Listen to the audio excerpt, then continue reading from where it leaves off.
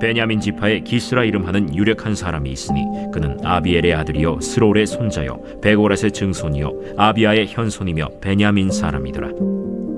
기스에게 아들이 있으니 그의 이름은 사울이요 준수한 소년이라.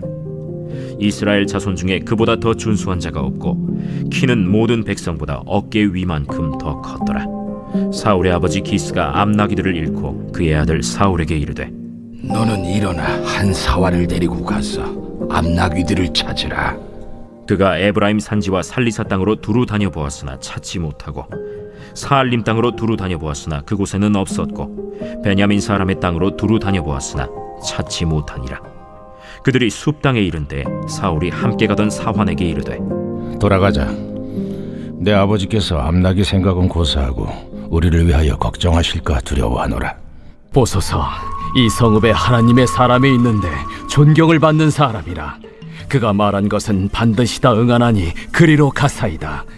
그가 혹 우리가 갈 길을 가르쳐줄까 하나이다 하는지라. 사울이 그의 사환에게 이르되 우리가 가면 그 사람에게 무엇을 드리겠느냐? 우리 주머니에 먹을 것이다 하였으니 하나님의 사람에게 드릴 예물이 없도다. 무엇이 있느냐? 보소서, 내 손에 은 한 세겔의 4분의 1이 있으니 하나님의 사람에게 드려 우리 길을 가르쳐달라 하겠나이다. 옛적 이스라엘의 사람이 하나님께 가서 물으려 하면 말하기를 선견자에게로 가자 하였으니 지금 선지자라 하는 자를 옛적에는 선견자라 일컬었더라. 사울이 그의 사환에게 이르되 내 말이 옳다. 가자. 그들이 하나님의 사람이 있는 성읍으로 가니라. 그들이 성읍을 향한 비탈길로 올라가다가 물 기르러 나오는 소녀들을 만나 그들에게 묻되 선견자가 여기 있느냐? 있나이다. 보소서, 그가 당신보다 앞서갔으니 빨리 가소서. 백성이 오늘 산당에서 제사를 드리므로 그가 오늘 성읍에 들어오셨나이다. 당신들이 성읍으로 들어가면 그가 먹으러 산당에 올라가기 전에 곧 만나리이다. 그가 오기 전에는 백성이 먹지 아니하나니 이는 그가 재물을 축사한 후에야 청함을 받은 자가 먹음이니이다. 그러므로 지금 올라가소서. 곧 그를 만나리이다. 그들이 성읍으로 올라가서 그리로 들어갈 때 사무엘이 마침 산당으로 올라가려고 마주 나오더라.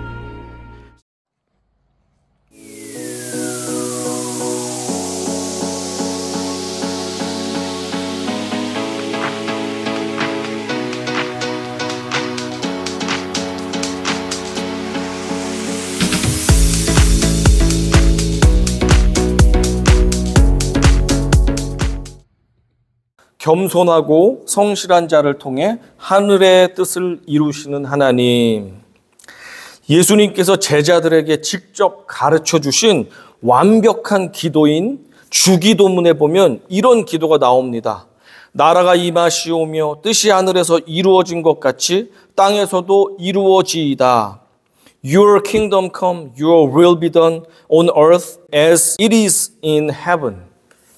하늘의 뜻이 이 땅에서도 완벽하게 이루어질 수 있도록 성도들에게 기도하라는 것입니다. 그러면 하늘에서 완벽히 이루어진 그 뜻이 이 땅에서도 실현될 것이라고 하나님께서 약속해 주셨습니다. 그래서 너희는 다른 것 기도하는 것도 좋지만 이 기도를 하라고 하면서 주기도문 가운데 하늘에서 뜻이 이루어진 것 같이 이 땅에서도 이루어지리이다 하면서 기도하라고 그렇게 말씀해 주셨습니다. 얼마나 귀합니까?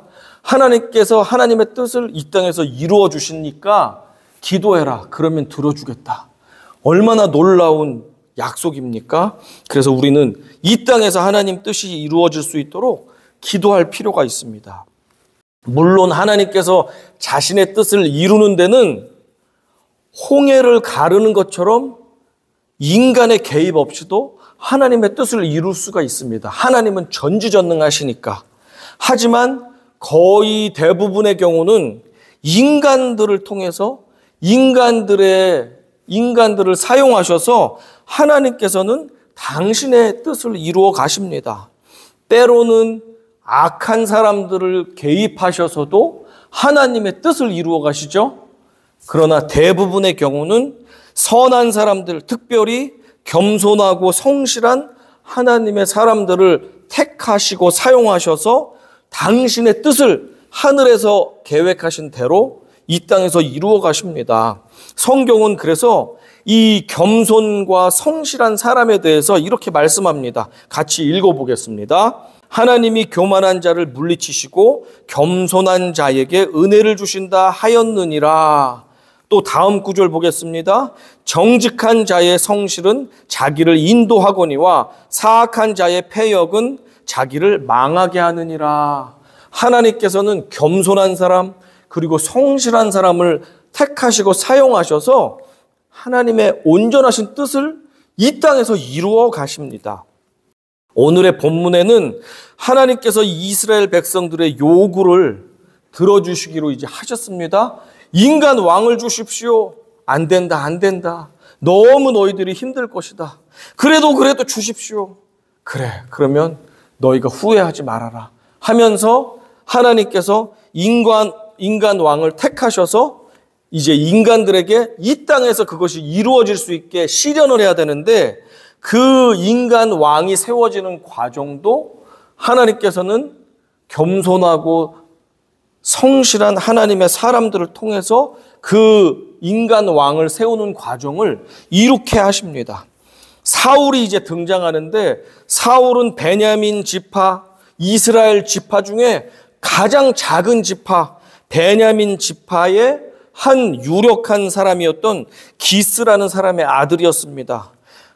이 사울이 얼마나 특별하냐면 다른 사람보다 머리 하나가 더 있을 만큼 키도 크고 준수하다라고 성경에서 말합니다. 물론 하나님께서는 인간의 외모를 보지 않으시는 분이라고 우리가 알고 있잖아요. 그런데 하도 이스라엘 백성들이 인간의 외모를 너무나도 보면서 우리도 저렇게 훌륭한 왕 주세요. 저 나라같이 훌륭한 왕 주세요. 외모를 따지니까 하나님께서 처음이자 마지막으로 준수하고 훌륭한 외모를 가지고 있는 사울을 택하십니다. 그만큼 인간이 요구할 때 그래 한번 인물 좋은 사람이 얼마나 잘하는지 받아봐라 하면서 인물이 뛰어나고 준수한 사울을 택하셨습니다. 자, 이 사울을 택했지만 하나님의 뜻이 이 땅에서 이루어지려면 사울이 택한 것으로 끝나는 게 아니라 왕을 세우는데 기름을 부어주는 선지자 사무엘과 사울이 만나야 되겠죠. 그리고 만나서 기름 부음을 받아서 전체 이스라엘 앞에서 이 사람이 하나님께서 선택한 왕이다라는 것을 이제 공표를 해야지 하나님의 뜻, 인간 왕을 세우시려는 하나님의 뜻이 이 땅 가운데도 이루어진단 말입니다. 그러니까 이 사울을 택했지만 사울이 사무엘을 만나서 기름 부음 받을 때까지 그 과정이 필요한데 하나님은 그 과정에서 누구를 쓴다고요? 겸손하고 성실한 사람들을 사용하십니다. 자, 어떤 사람들이 오늘 등장하는지 말씀 가운데 살펴보겠습니다. 사울이 왕으로 세워지기 위해서는 일단 사무엘이 있는 곳으로 이동을 해야 되지 않습니까?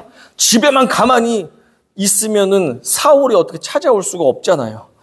사울을 만나기 위해서 길을 떠나야 되는데 이 길을 떠나는 과정이 또 하나님의 섭리 가운데 있습니다. 어떤 일이 있었냐면 아버지 기스가 소유한 동물 중에서 암나귀들이 자기들이 스스로 우리를 떠나서 도망갔는지 아니면 도적대가 훔쳐갔는지 알 수 없지만 이 당나귀 여러 마리를 아버지께서 잃어버렸습니다. 이런 불행한 사건이죠. 어떻게 보면 큰 재산의 손실이 있는 불행한 사건을 하나님께서 사용하셔서도 하나님의 뜻을 이 땅 가운데 이루십니다. 자, 3절입니다. 같이 읽어보겠습니다. 시작. 사울의 아버지 기스가 암나귀들을 잃고 그의 아들 사울에게 이르되 너는 일어나 한 사환을 데리고 가서 암나귀들을 찾으라 하매. 자, 이렇게 가정에 경제적인 어려움이 생겼습니다. 지금 때로는 건강의 문제도 생길 수 있죠. 인간관계에 갈등도 생길 수 있습니다. 어떤 시험에서 떨어져서 어려움을 당할 수도 있고 큰 사건이나 사고를 만날 수도 있습니다. 인생에서 어려움을 당해본 적이 있습니까? 그렇지만 하나님은 그 어려움을 통해서도 우리에게 가르치시는 것이 있고 우리의 삶을 하나님의 뜻을 이루는데 그 어려움을 사용하시는 분이십니다. 간단한 이야기를 드릴게요. 제가 2021년 4월에 뉴햄프셔 한인교회 담임 목회를 하기 위해서 미국에 들어왔습니다. 들어오고 딱 한 달 지났는데 비자에 문제가 생겼다고 하면서 어려움이 생겼습니다. 저희 가족은 그래서 미국에 온 지 한 달 만에 그리고 1년 동안 비자로 인한 마음고생을 많이 하다가 결국에는 한국에 가게 됐고 몇 달이면 나온다고 한 비자가 25개월이나 걸려서 나왔습니다. 그리고 변호사까지도 나중에 하는 얘기가 거의 안 나올 것이 나왔다. 자기도 놀랬다라고 하는 이야기를 비자가 나온 다음에 저한테 직접 들려줬습니다. 그 기간 온라인으로 25개월간 예배를 드리면서 서로가 떨어져 있으면서 얼마나 성도님들도 마음이 힘들고 괴롭고 저희도 한국에서 매주 예배를 준비하고 녹화를 하고 보내면서 하나님 얼른 결론을 내려주세요. 못 가게 돼도 좋사오니 하나님 답을 주십시오 하면서 기도를 그렇게 오래 하지 않았습니까? 결국에는 하나님께서 그 과정을 통해서 우리에게 기도를 하게 하시고 결국엔 다시 돌아오게 역사해 주셨습니다. 고난이 있지만 고난 가운데도 하나님의 뜻이 있다는 사실 여러분 기억하시죠? 하나님은 인간이 생각하는 고난을 취하셔서 당신의 뜻을 하늘에 있는 당신의 뜻을 이 땅 가운데 이루시는 분이십니다.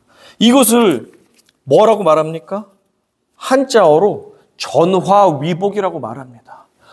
어려움과 고난이 화가 복으로 바뀌었다라고 할 때 전화위복이라고 하잖아요. 이 전화위복의 역사가 하나님을 신뢰하는 자에게 일어납니다. 시편 기자가 이렇게 고백했습니다. 고난당한 것이 내게 유익이라. 이로 말미암아 내가 주의 율례들을 배우게 되었나이다. 우리 믿지 않는 사람들은 고난당한 것은 굉장히 재수가 없다. 아주 불행한 일이다라고 생각하지만 진실한 하나님의 사람들은 고난당한 것이 내게 유익이라. 이로 말미암아 내가 하나님의 깊은 뜻을 깨닫게 되었습니다. 라고 고백합니다. 이 고백이 우리 진심으로 예수님을 온전하게 믿는 사람들의 고백이 돼야 됩니다. 그렇죠? 고난당한 것이 이렇게 어려운 일이 있어. 재수도 없지. 이것은 믿지 않는 사람들의 고백이고 믿는 사람들의 고백은 고난당한 것이 내게 유익이라. 이로 말미암아 내가 주의 율례들을 배우게 되었나이다. 라고 고백합니다. 나의 아픔과 고난을 통해서도 하나님 아버지께서는 당신의 일을 이 땅 가운데 실현해 나가십니다. 자, 하나님은 겸손하고 성실한 사람들을 통해서 당신의 뜻을 이 땅에 이루신다고 했는데 오늘의 본문에 몇 사람이 나오거든요. 누가 나오는지 한번 보겠습니다. 첫 번째, 아버지 또는 가족을 향한 사울의 겸손과 성실에 대해서 우리가 살펴볼 수 있겠습니다. 사울은 아버지의 소유에 잃어버린 암나귀들을 찾아오라라는 명령에 불평하거나 거절하지 않았습니다. 아버지, 나귀들이 벌써 얼마나 빠른데 벌써 옆 나라로 도망갔죠. 아니면 강도 때나 누가 나귀들 가만뒀겠어요? 가져다가 집에 우리에다 다 숨겨놓거나 벌써 시장에서 팔아먹었죠. 지금 가도 늦었어요. 아버지, 쓸데없는 소리 하지 마세요. 라고 하지 않고 예 아버지, 제가 하인과 함께 찾아보겠습니다 하고 겸손하고 성실하게 순종하고 나갑니다. 자, 4절 확인해 보겠습니다. 시작. 그가 에브라임 산지와 살리사 땅으로 두루 다녀보았으나 찾지 못하고 사알림 땅으로 두루 다녀보았으나 그곳에는 없었고 베냐민 사람의 땅으로 두루 다녀보았으나 찾지 못하니라. 여기에 보면 두루 다녀보았다는 게 어때요? 3번이나 반복해서 나오고 있습니다. passed through. 두루두루 다녀보았다. 성경에서 3번 반복하면 제가 어떻다는 것이라고 얘기했죠. 해석상 똑같은 표현이나 단어가 3번 나오면 이것은 최상급을 표현하고 있습니다. 그보다 더 할 수가 없다라는 의미로 받아들이면 됩니다.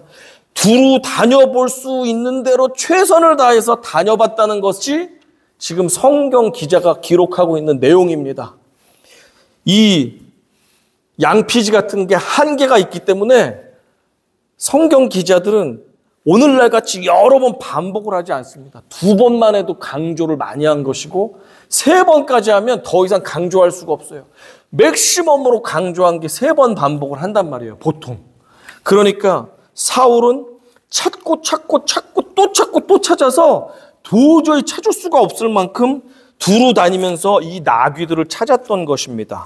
자, 5절도 읽어보겠습니다. 시작. 그들이 숲 땅에 이른 때에 사울이 함께 가던 사환에게 이르되 돌아가자. 내 아버지께서 암나귀 생각은 고사하고 우리를 위하여 걱정하실까 두려워하노라 하니 3일을 밤낮으로 나귀 찾아다니려고 헤맸는데 결국엔 못 찾다 보니까 사울이 문득 아버지 생각이 들었습니다. 왜냐하면 고대 사회에는 길에서 노숙을 하다가 강도들이 막 죽일 수도 있고 때리고 물건들을 뺏는 게 너무나도 쉬운 일이었습니다. 그러다 보니까 나귀 찾다가 헤매다가 아버지께서 아들 그리고 종까지 혹시라도 강도 만나거나 상할까 위험을 당할까 걱정하시겠다. 우리 차라리 우리까지 아버지께서 잃어버리기 전에 아버지께로 돌아가는 게 낫겠다라는 말을 합니다. 자, 이 모습을 보면 사울이 인격이 어떤지를 알 수가 있죠. 열심히 아버지 명령에 순종하고 나귀들을 찾았지만 못 찾다 보니까 이제는 나귀가 아니라 아버지께서 우리들까지 잃어버릴까 걱정이 더 크시겠다. 아니, 돌아가야 되겠다. 아버지의 마음을 헤아리는 사울의 겸손과 성실을 우리가 여기서 찾을 수가 있습니다. 사실 사울은 굉장히 인격이 성숙하고 인물도 뛰어난 좋은 사람이었어요. 그런데 그가 나중에 왕권을 쥐고 타락한 다음에 그 사람이 변질되었습니다. 원래는 굉장히 좋은 사람이었다는 것을 우리가 알 수 있습니다. 자, 두 번째 누가 등장하냐면 주인, 곧 윗사람을 향한 하인의 겸손과 성실을 우리가 찾아볼 수 있습니다. 집에 돌아가자. 아버지께서 걱정하시겠다라는 말을 하니까 이 하인이 주인에게 대답을 합니다. 주인님, 이 성읍, 지금 우리가 있는 이곳에는 존경받는 하나님의 사람이 계십니다. 그분의 말씀은 한 번도 어긋난 적이 없는 하나님의 아주 귀한 종입니다. 그분을 만난다면 그분이 우리에게 암나귀가 어디 있는지 분명히 알려주실 수 있습니다. 그분을 만나러 가시죠. 라고 권면을 드렸습니다. 자, 이 말을 듣자 사울이 망설여졌습니다. 왜냐하면 사울도 만나고 싶은데 수중에 보니까 이제는 먹을 것도 없고 가진 게 다 떨어진 것입니다. 그래서 사울이 뭐라고 말하냐면 우리가 가진 게 없는데 어떻게 그 위대하신 하나님의 사람을 빈손으로 만날 수가 있냐? 감사 예물 드릴 게 없어서 내가 고민이 된다라고 성경에서 말하고 있습니다. 그 말을 하자 하인이 뭐라고 주인에게 말을 하냐면 주인님, 마침 제가 은 4분의 1 세겔 얇은 은반지가 3g 정도 되는데 3g에 해당되는 은 4분의 1 세겔이 저에게 있습니다.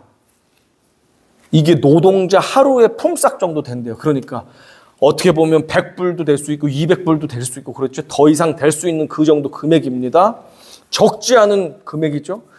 하인이 이 큰 돈을 기꺼이 주인에게 주면서 이렇게 말합니다. 이것으로 우리 선지자를 만나면 감사 예물로 우리가 드리고 그럴 테니까 주인님, 그 하나님의 사람을 만나러 가시죠. 우리 아버님의 그 암나귀를 찾아야 되지 않겠습니까? 하면서 대화를 하고 그렇게 하기로 결정을 합니다. 이 둘의 대화에서 여러분 깨닫게 되는 게 무엇입니까? 고대 몇천 년 전에는 주인과 하인은 얼마나 신분의 차이가 높습니까? 주인이 어떻게 하인의 말을 귀담아 듣고 인격적으로 존중하면서 대화를 할 수 있겠어요? 이런 멍청한 녀석! 막 이렇게 쓸데없는 소리 하지 마! 이런 시대인데 사울은 하인의 그 의견을 아주 경청해서 듣고, 그래? 네가 있는 그 은 3개를 그 선지자에게 드리겠다고? 그럼 좋다 하면서 그렇게 대화를 합니다. 누가 주인과 하인의 관계가 얼마나 좋고 인격적이길래 서로가 겸손히 섬겨주고 세워주길래 하인은 자기 아까운 재산을 마음껏 기꺼이 주인께 드리면서 우리 아버지 나귀를 찾으러 가십시다 하면서 제안을 합니다. 누가 하인이 자기 돈을 들여가지고 주인의 일을 위해서 헌신하는 하인이 얼마나 있습니까? 그리고 하인의 말에 인격적으로 존중하면서 끄덕끄덕 끄덕여주는 좋은 주인이 얼마나 있겠습니까? 이 모습을 보면서 주인과 윗사람을 향한 이 하인의 겸손과 성실이 뛰어나다라는 것을 우리가 알 수가 있습니다. 여러분, 세상에 나가면 나보다 위에 사람도 만나고 나보다 아래 사람도 여러분 만나게 됩니다. 그렇죠? 나보다 좀 어렵게 대해야 되는 사람도 만나고 내가 쉽게 부려먹을 수 있는 그런 어떤 사람을 만날 수도 있습니다. 그러나 누구를 만나든지 여러분 그 사람에게 겸손과 성실로 대하십시오. 그러면 그 사람도 분명히 나에게 겸손과 성실로 대할 것입니다. 아멘? 그렇습니다. 사울과 그의 종의 관계를 보면 서로가 존중해주고 쓸데없는 소리 하지 마. 네가 뭘 안다고 그래. 그런 게 전혀 없습니다. 그렇구나. 그런데 내가 가진 게 없는데 제가 여기 있습니다. 이 관계를 보십시오. 보통 주인과 하인의 관계가 아닌 이 관계는 서로가 겸손과 성실로 대했다는 것을 증명해 주고 있습니다. 세 번째, 어떤 사람이 나오는지 볼까요? 타인을 향한 소녀들의 겸손과 성실을 볼 수가 있습니다. 이제 선지자가 살고 있는 바로 그 지역에 있었던 사울과 하인이 금방 라마에 도착을 했습니다. 이제 언덕만 올라가면 라마 성읍이 나옵니다. 언덕으로 올라가고 있는데 마침 그 성에 있는 소녀들이 물을 기려고 우물가나 개울가에서 물을 기려고 이동을 하다가 사울 일행과 마주쳤습니다. 마주치자 이제 사울이 물어봤습니다. 여기 선지자를 만나려면 어디로 가야 됩니까? 라고 소녀들에게 말을 했더니 소녀들이 이렇게 하지 않았습니다. 저쪽 하세요. 바쁜데. 저기. 몰라요. 이러지를 않고 소녀들을 어떻게 했습니까? 소녀들이 이렇게 말했습니다. 선지자님이요. 마침 선지자님께서 오늘 우리 성읍에 도착하셨습니다. 지금 어디에 계시고 언제 무슨 일을 하실 예정이오니 저쪽으로 가신다면 선지자님을 만나실 수 있습니다. 그러면 만나서 제사를 드린 다음에 식사도 하실 수가 있습니다. 라고 하면서 굉장히 친절하게 말합니다. 이 소녀들의 모습 가운데 겸손과 성실을 그냥 볼 수가 있습니다. 13절 같이 확인해 보겠습니다. 시작.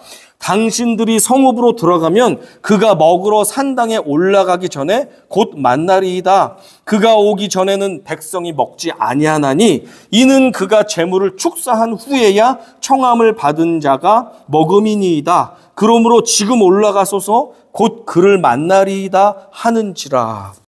이 소녀들 낯선 아저씨들이 물어보는데 저기요, 저기 일로 가세요. 바쁜데 말 시키네. 누구야? 이런 것이 아니라 정말 자기가 알고 있는 최선을 다해서 겸손과 성실하게 이렇게 가시면 되고 이렇게 하면 만나실 수 있습니다. 라는 모습을 보게 됩니다. 자, 이 소녀들의 모습을 보면 마치 정말 예수님의 모습같이 겸손하고 성실한 모습이구나라는 것을 알 수가 있습니다.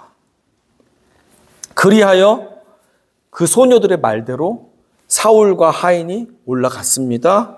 결국에는 제사를 지내기 위해서 이동하고 있는 사무엘하고 운명적인 만남을 갖게 됩니다. 이제 길에서 마주치게 되는 장면이 바로 다음 주에 나옵니다.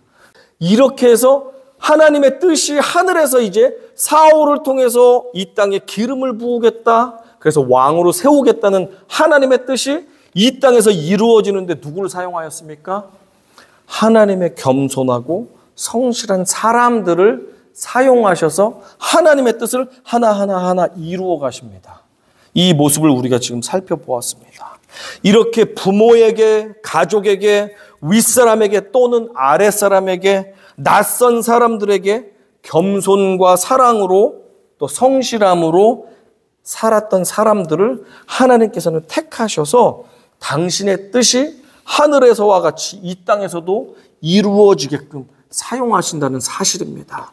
여러분, 저와 우리들이 직장에서, 사업장에서, 마트에서, 길거리에서 누군가에게 했던 겸손과 성실의 말과 태도가 하나님의 뜻을 이루는데 쓰임받는다는 사실을 믿으십니까?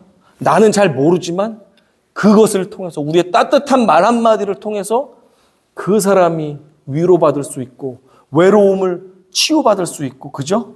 큰 도움을 받아서 갈 바를 알지 못하다가 바른 방향을 향해서 찾아갈 수 있고, 길을 잃고 헤매다가 예수 그리스도를 만나서 구원받을 수도 있다는 사실입니다. 겸손과 성실의 사람을 통해서 하나님은 당신의 뜻을 이루신다는 것, 우리가 다 알지 못하지만 그래서 우리는 겸손과 성실로 오늘도 내가 만나는 사람에게 진실되게 대해야 될 줄로 믿습니다.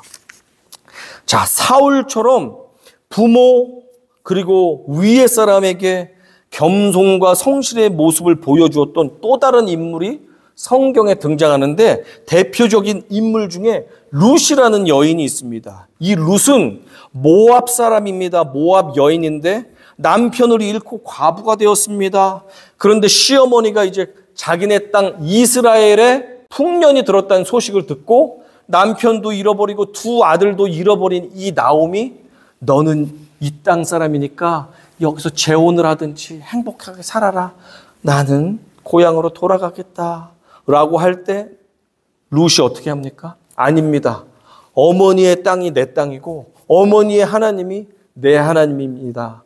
하면서 겸손과 성실함으로 이제 시어머니를 자기의 친어머니처럼 모시고 이스라엘에 함께 돌아가는 아주 귀한 여인입니다. 결국엔 이 겸손과 성실의 룻, 그가 남편의 친척인 보아스를 만나게 됩니다.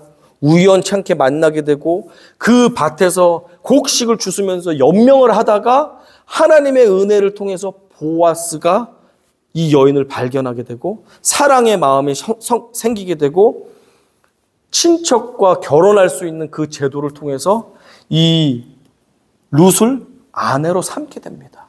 그러면서 그 가정 가운데 태어난 자녀 중에 다윗 왕이 나오게 됩니다. 룻이 다윗의 증조 할머니가 됩니다. 그리고 예수 그리스도의 조상으로 그렇게 족보까지 올라갈 정도로 위대한 하나님의 사람이 되었습니다. 그 일이 누구에게 일어납니까? 누구에게든지 겸손과 성실로 나아가는 그 성실한 사람에게 하나님은 당신의 일을 행하신다는 사실입니다. 사울의 하인처럼 윗사람에게 겸손과 성실함을 또 살았던 또 다른 사람은 창세기 24장에 나오는 아브라함의 종 엘리에셀입니다. 이 아브라함이 아들이 하나 있잖아요. 이삭이 있는데 노총각이 되고 있습니다. 그런데 자기가 사는 가나안 땅에 보니까 아무리 봐도 우상 숭배하고 타락한 여인들밖에 없는 거예요. 아가씨들이. 이 땅에 여자들을 며느리로 삼았다가는 우리 아들도 우상 숭배자가 될 수밖에 없겠구나.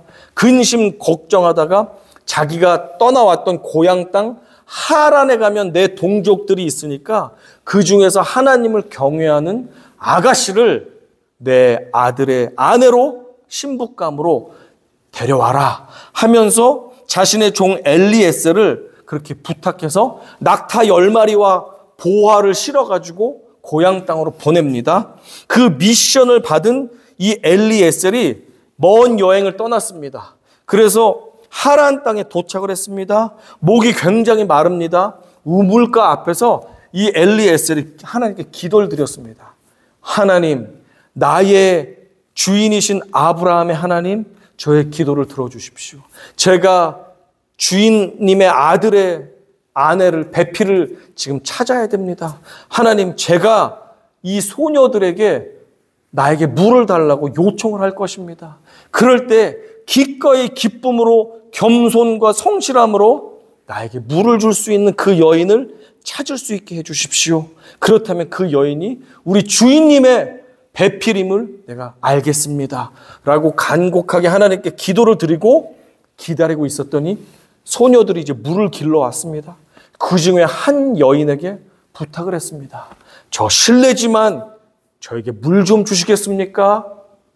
그랬더니 그 여인이 어떻게 반응을 합니까? 그 소녀가 물을 기쁘게 퍼서 그가 마실 수 있게끔 충분한 물을 준 다음에 낙타가 10마리니까 물을 얼마나 많이 먹겠습니까? 그냥 물을 빨아먹을 거 아니에요.